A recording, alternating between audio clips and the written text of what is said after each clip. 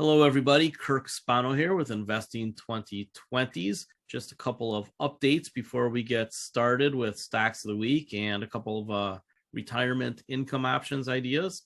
First off, just keep beefing up the YouTube page. And apparently, when I loaded last Thursday's webinar, it didn't take, so I'll check to see what's wrong there.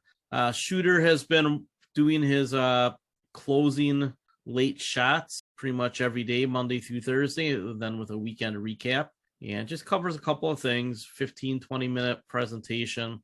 I think we'll eventually have those live at 2 o'clock in the afternoon or an hour before the close, but right now he's just pre-recording them and then firing them out. But I do think we're going to want those live sooner than later, so I'll talk to him this week sometime from San Francisco. So that's the other thing. I am leaving for San Francisco in the morning, and I will be doing a macro dashes on Thursday. However, next week I will not be on air at all. So if you want some updates, I would say pay the $1.99 to have access to Shooter and see what he's talking about in his charts. I kind of love the way this is lining up here. So he has the weekend recap, and he covered the dollar, SPY, Bitcoin, and some other things. And then his late shots have just been touching on a handful of things that he's looking at going into the close. And really, he's going to focus on bigger developments. So, your bigger entries. So I'd say I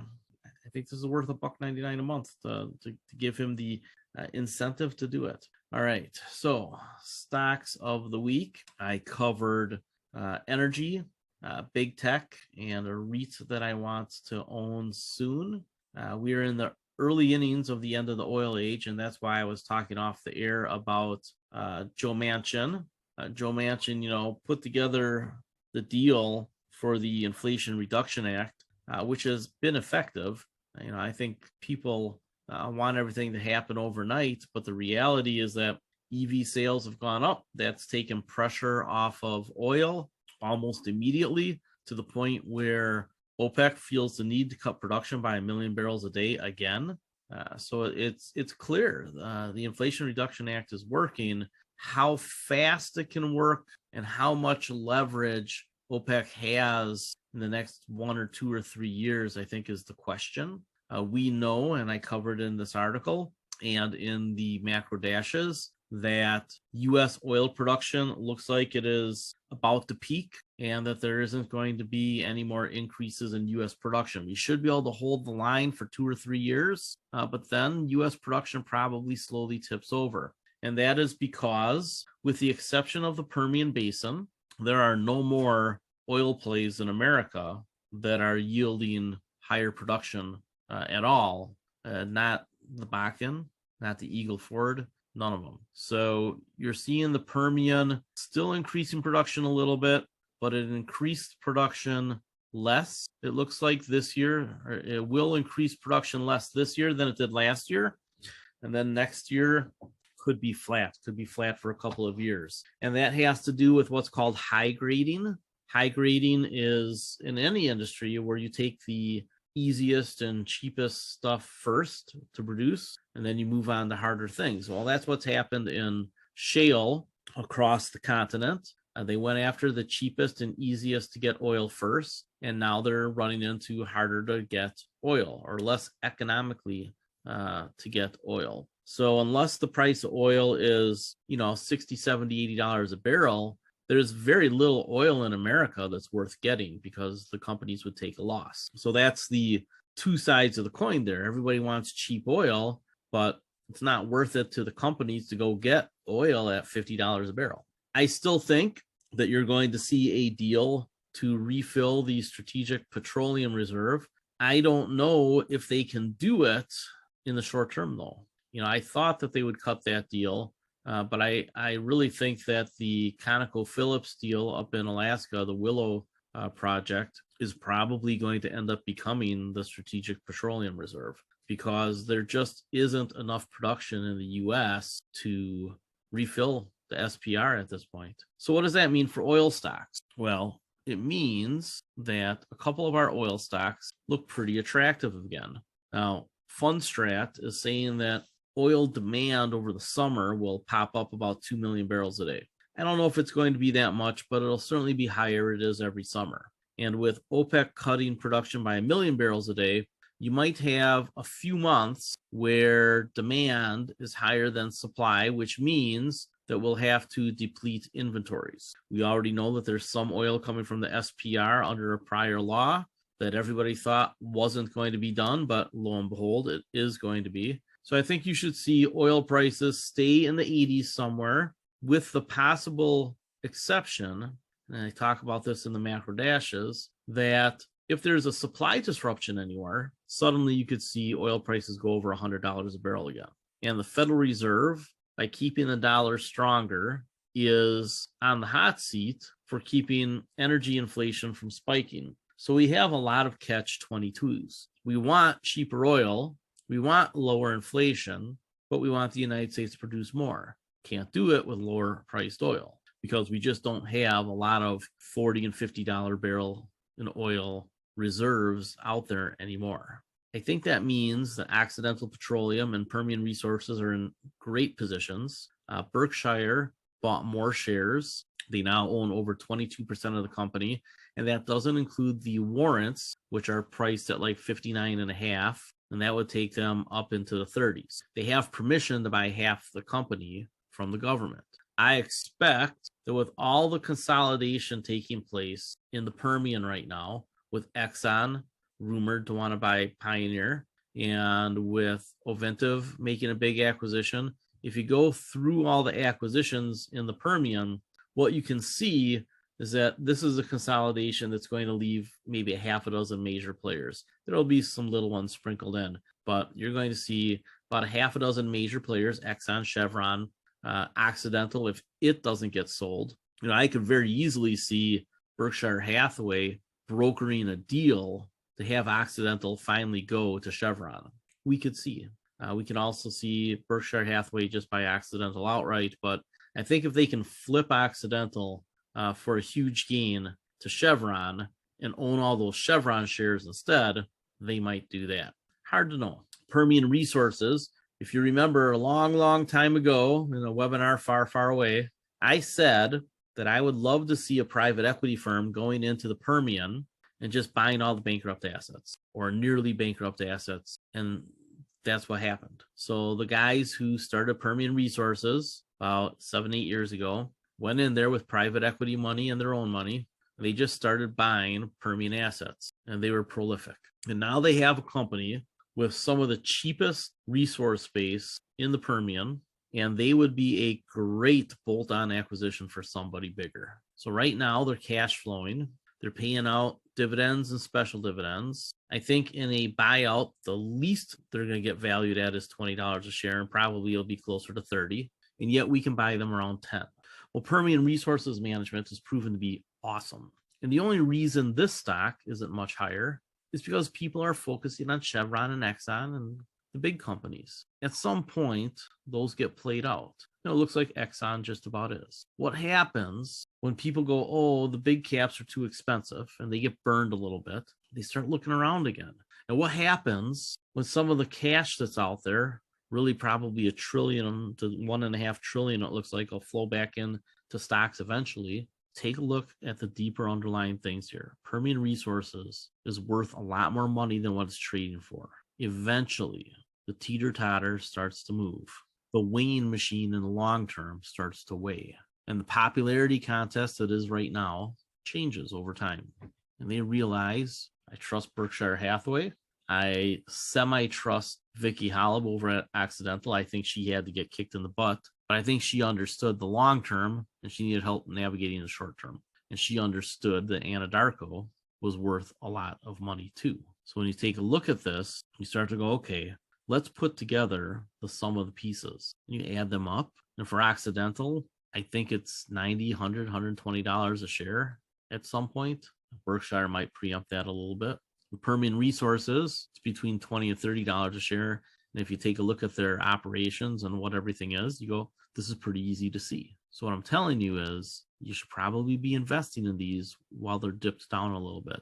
Occidental around 60 is a screaming buy. Could have got it in the 50s a couple of weeks ago. might have been a month or two. Permian Resources, go ahead and sell cash secured puts and buy shares. These are stocks, these two in particular, they have very little downside and really no sustainable downside. I mean, they can dip down with the market, but you want something lower risk. I mean, these are the ones to be involved with for energy. Exxon's got huge risk. Chevron's got huge risk. Why? Because they're bigger and they're fully valued. Margin of safety means that you're buying a basket of assets for less than what they'd otherwise sell for. And you can say, but the market, fuck the market. Oh, I'm sorry. I'm supposed to say zuck the market. The market is wrong most of the time. Let the wrongness bring you good prices to buy, right? When the market isn't fully valuing something, use the idiocracy to buy it on the cheap and then wait for everybody to fall in love with it for a reason they don't understand and go FOMO, let's push it up. Well, look, it's going up, so let's keep buying it. Then you wait for that momentum to start to slow down and you start selling it to them and say, oh, you really want this, don't you? Let me sell it to you at $25 a share on Permian Resources. Let me sell it to you at $90 a share on Occidental. The only thing you don't know is when those things are going to happen. A lot of outside influences, lots of narrators. Got to find the popular narrative of the day to get your money.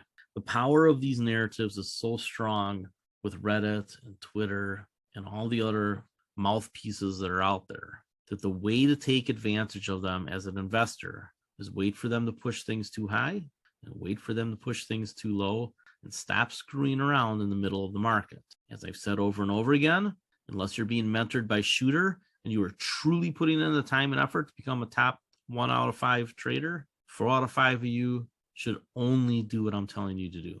Buy the hate, sell the FOMO. And right now, for whatever stupid reason, people aren't investing in small caps at all, even profitable energy companies, and Occidental Petroleum, which has Berkshire putting a floor under it. How stupid are the people in the market not to be buying these two? I'm going to give you the answer. Really stupid. They don't understand what they're doing. They're playing checkers against freaking Spock, and they just have no idea. So I want you to think about these things. Now, I talked to Julian Lin on Friday, and I think those interviews will be put up on Seeking Alpha any day now.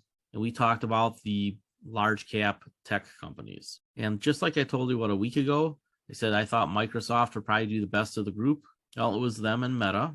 And Microsoft really appears to be pretty fully valued at this point, to the point where when you take a look at this chart, you ask yourself the question, can they break out the new highs? And I think the answer is pretty much no. Because on a longer term chart, I mean, they've really had a run. Their profitability hasn't changed much in here. It makes sense for them to come down into the 200s again. Now, will it get under 240? I don't know, right? Will it get back into here? Hard to know. Probably, but it just doesn't look like it's going to break out there. I think it's going to hit resistance in here somewhere. It's going to come back down. So I think this presidential cycle is going to be really weird because I think the small caps are going to be the ones that lead. The large caps just don't have really anywhere to go, but kind of alternate back and forth. And what do I mean alternate back and forth? Well, everybody threw their money at Microsoft and Meta last week, and Amazon and Google, not so much. Take a look at the chart for Amazon. Okay, and now let's take a look at the chart for Google. Barely tell them apart. So what was the news last week? The news last week from Microsoft was basically all hopium based on AI. And I want to explain something to you about how AI is going to impact Microsoft. It's probably going to get them more eyeballs because people like playing with the Chat GPT. But if you've done a search on Google versus trying to get answers from Chat GPT, what you realize is that it's much easier to just look up the information on Google. Because Chat GPT, A, you have to ask the question just the right way, so it might take you 3 or 4 tries. And B, it hallucinates. I've been testing it using poker questions and poker statistics. I know what the answers are. I want to see what Chat GPT tells me. And it will take 3 or 4 times with me rephrasing the question to narrow it down to exactly what I want. It's really difficult to communicate with Chat GPT. And the more complex things you ask it, the less good the answers. And wait, there's more. Chat GPT is only updated through 2021. So anything that's happened in 2022 or 2023 doesn't really know about. So the odds of that making it good for advertising revenue seems pretty speculative to me. Also, I've used Google to advertise. That ecosystem is so interconnected that Microsoft just doesn't have it. They're not going to be able to follow around a potential consumer on the internet the way that Google does. So if you're an advertiser, using Google, your message is going to get in front of a big group of people who are potential customers. Microsoft doesn't have that, and ChatGPT doesn't change that. So I think the hopium from ChatGPT, the AI at Microsoft, is way ahead of itself. And that's why I think their chart's going to come down.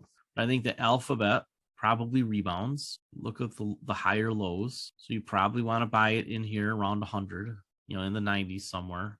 And I don't think you want to miss it, because in an era, and I talked about this last week, where the Democrats have just massive advantages now in most elections, that means that the Justice Department will probably continue, and Congress will probably continue to challenge the oligopolies and monopolies. And that's really good for you, not only as a consumer, but as an investor, because it creates price discovery and mergers and acquisitions and divestments. If you're really doing the homework, that is nirvana, because by doing the homework, you're ahead of 80 to 98% of the people, almost everybody. So what does that mean for Alphabet? That means that they're going to use divestitures and M&A to fight regulation.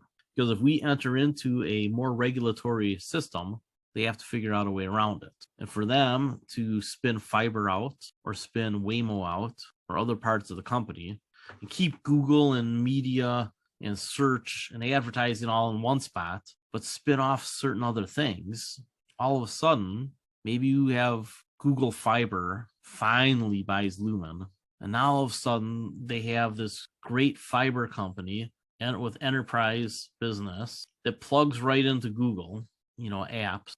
There's just so much that they can do. And the corporate structures are all that are going to matter. And then the deals between Google proper and baby Googles, because everybody's going to want the Google business suite. And what happens if it starts to become a bigger challenger to Microsoft Office? I mean, it's drifting in that way. So we'll see what happens over time. I really want to buy Google. Why do I really want to buy Amazon? Amazon, people think of one way. How do they think of it? It's the place that you go and buy shit on the internet, right? It's so much more than that. They also are going to have high penetration in the EVs, in the smart homes, in the healthcare, in the AI. They have a super clean way of splitting off AWS. With Google, it's a little messier because of the apps. But Amazon, they could spin off AWS tomorrow, and I think that they'd almost instantly release so much value that it'd be worth, the two companies would be worth about 150 to 200% what the mothership is worth right now. That's how much value I think they can unlock. And Amazon said the cloud growth was slowing down a little bit. It looked like it would for the next several quarters to a year. That's a blip. We know that cloud is going to grow 500% over the next decade, maybe 600%, maybe 700%. Because as the EVs come, it's just such a big deal.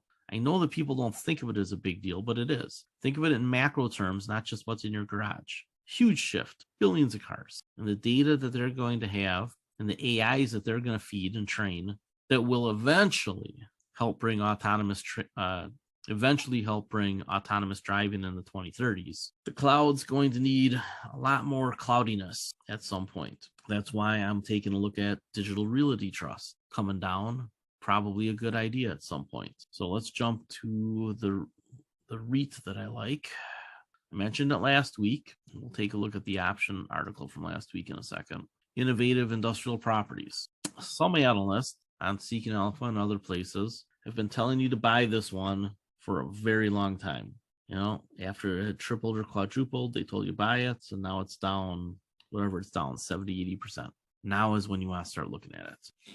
The margin of safety here is that they can pivot to growing vegetables and other higher margin produce anytime they want to.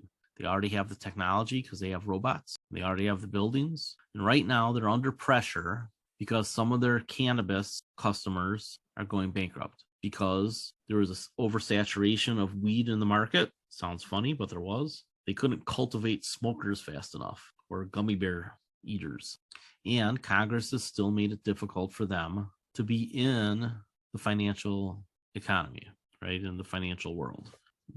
banking is difficult for them. Eventually that changes. And that's what people are waiting for. What I was waiting for is for this stock to get really cheap. And here we are around 70, right? All these people telling you, buy it, buy it, buy it. Well, look, it's going back up, buy it. Now it's down from 300 to 70. And people are like, well, I don't want it because it's going down. Right. I don't want to buy the sale on my prime rib, right? Just got cut in half because, they got an extra cow. So Shooter and I are both looking at this right now. And these prices here around 60, pretty interesting. What if I told you to think when Shooter and I both come up with similar prices? I'm using volume weighted analysis and Wyckoff, and he's using Elliott Wave and Harmonics. We both come up with similar numbers. You go, pretty interesting. Now, I do think that Innovative could have an oh my God moment where it spikes down, and that could put it into the 40s for a hot minute. So we're probably in the spot now where we start to sell some cash secured puts and then figure out how this downward momentum is going to break. Love to see it start chopping over the next several months, but it's getting close. Do the homework on this one. I mentioned it.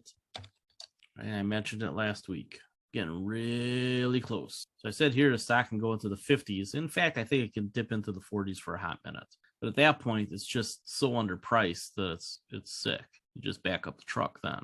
Understand the margin of safety here with their operations. They don't have to grow cannabis. And what we have seen with them, if you've read any of their press releases and whatnot, is that as some of the cannabis companies fall off, they're actually replacing them with higher margin business, whether it's cannabis or not. And I think with climate change, it becoming much harder to grow produce in the field, these guys have a pretty big future in front of them.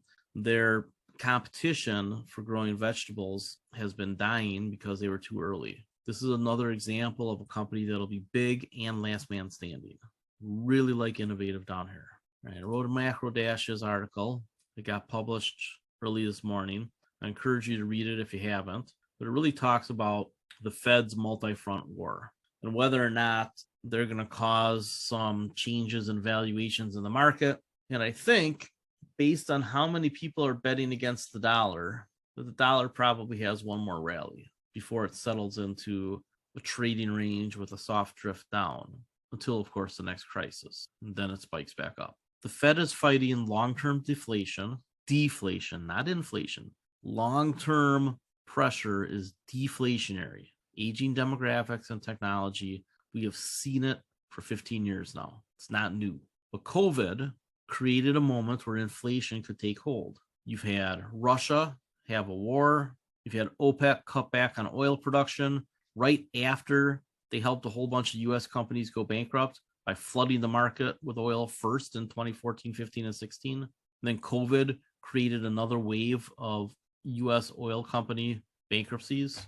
And China's COVID zero policy broke all the supply chains, which are getting fixed, and in many cases are. And now the United States is getting added capacity in clean energy, in semiconductors, in automobiles, and everything that's associated with those industries. This is a lot of oil bankruptcies since 2015, when OPEC flooded the market with oil the first time. Look at all these new oil bankruptcies. Really a ton of them in 2016, 15. Then we got a little bit of a break. And then there were supposed to be oil sanctions on Iran that President Trump ended up not doing. Got a few more, a little tick up. 2019, even more. Again, that had to do with OPEC manipulating oil and our companies not getting protected. And I'm not saying we should have protected them. I'm just saying this is the way it is. Then we had COVID. Bunch more companies go bankrupt. So we've had over 250 oil companies from 2015 just to 2021. And there's been a handful more. So that means that the U.S. oil market was tight to begin with, but the shuffling is just about over. We're at the last stage of M&A. You're going to see a bunch of big deals in the next year or two, and the survivors will do well because in a run-out period, they don't have to put much back in. They can just extract from what they already have. So run out is when a company knows it's going to go under and they're just trying to make as much money before it happens. Some of the companies will transition into carbon capture.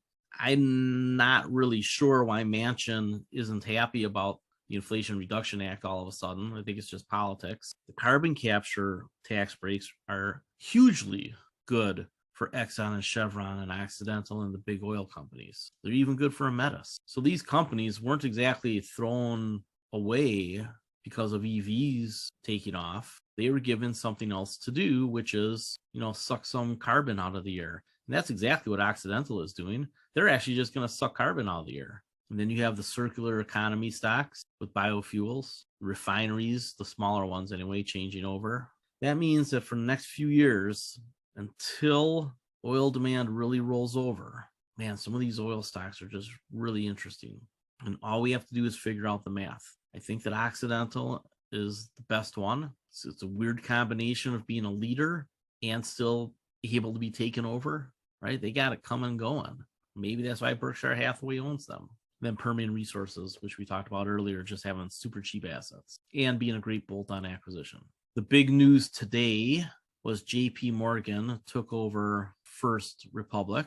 I didn't really see that one coming. I thought it'd be somebody else. So JP Morgan had to get a waiver to be able to buy First Republic. And I think that what I said a few weeks ago really rings true now. I told you First Republic's management was trying to pull a fast one. And I think they thought they'd get away with it. Federal Reserve and FDIC said, no. You didn't want to play by the rules we told you to play by? Goodbye. You're all losing your jobs. You're all fired. JP Morgan just took you over. Get the hell out. So First Republic just got wiped out. JP Morgan now owns them. And I think that really underlines the lesson that I thought they should have known after SVB, is that if you're an executive of a bank that's going to go under, you're going to lose everything. Depositors will be taken care of, but the executives and the shareholders, you're going to hell. So what does that mean now? I think it means that all these other banks are going to get very proactive about mergers and acquisitions that allow them some synergies. So I think you'll see some overlap, the territories where these companies operate, where these banks operate, so they can expand their territory, right? Think of two circles that partially overlap.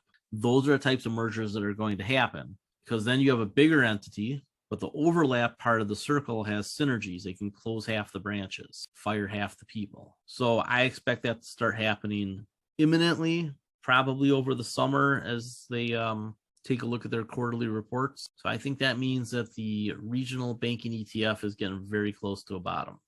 Could it go full zombie apocalypse and get down to 30-ish? Absolutely. It's happened, right?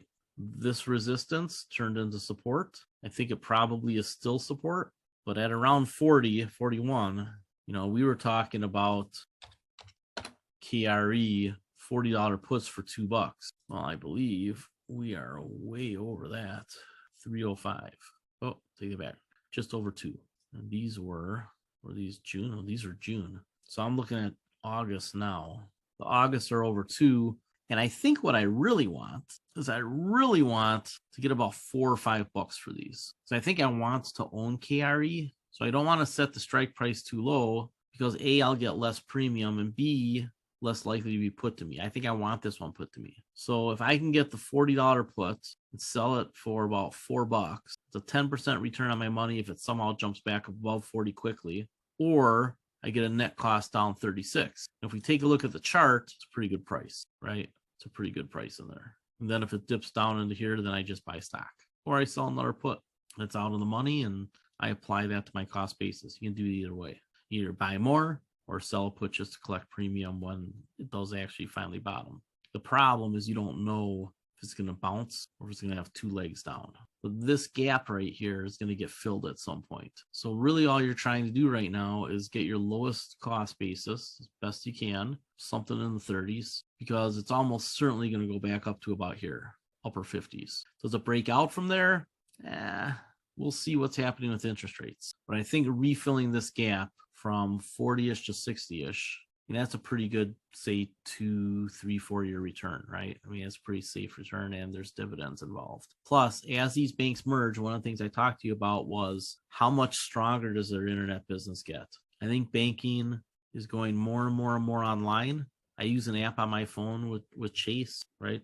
I do my business banking through Chase because I don't know where I'm going to be, and Chase is everywhere.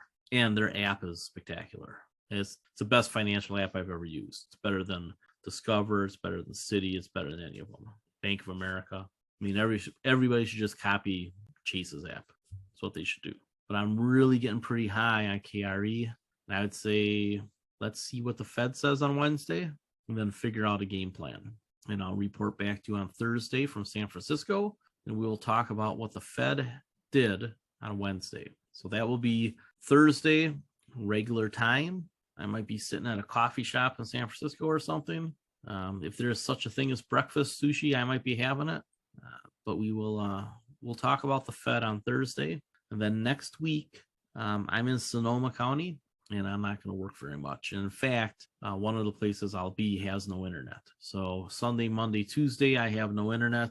Wednesday is Jolene's birthday, so I'm going to make sure she doesn't get too drunk.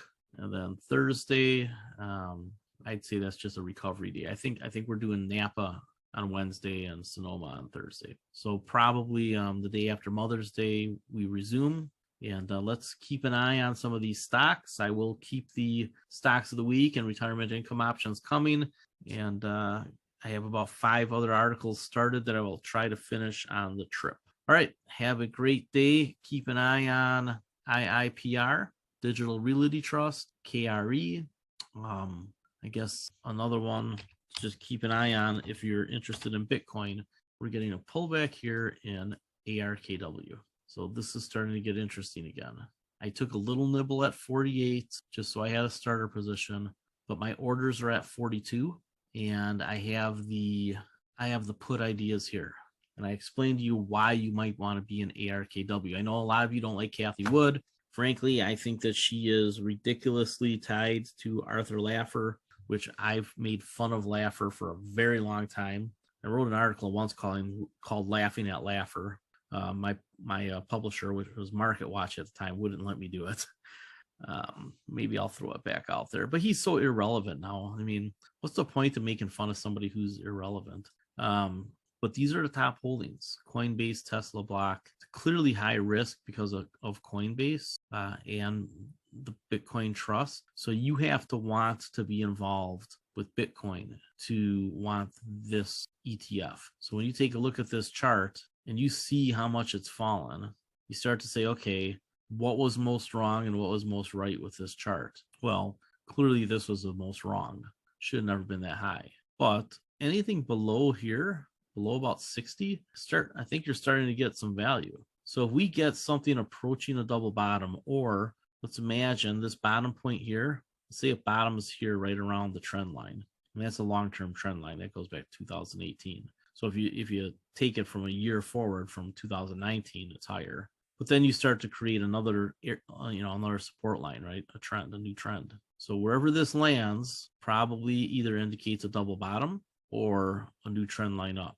My guess is that it doesn't get under 40 again. If it does, it'll be barely and just for a moment. So you have a chance here. If this gets to the low 40s, you really have to think through, do you want that Bitcoin exposure? And if you do, right, you're getting Grayscale Bitcoin Trust on a pullback maybe, right? It's down about 10% lately.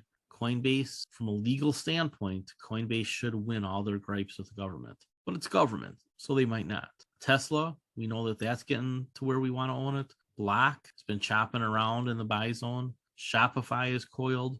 Roblox, I prefer Unity, but this is a way to get some exposure to the other one too, in Roblox, because they're two of the leaders: AR, AI, VR, gaming, industrial applications. And then DraftKings, which we got to know when we were trying to buy into Golden Nugget, and then Tilson Fertitta pulled the rug out from under us because it was just too good of a deal. That was one of the SPACs that would have made us a ton of money. And Fertitta was like, well, I don't want to sell Golden Nugget anymore. So, good for him. He's making a ton of money right now. He just bought more land on the Las Vegas Strip. Got a new hotel going up across from the Luxor, which is going to be very close to the baseball stadium. What could have been? All right. Have a good week.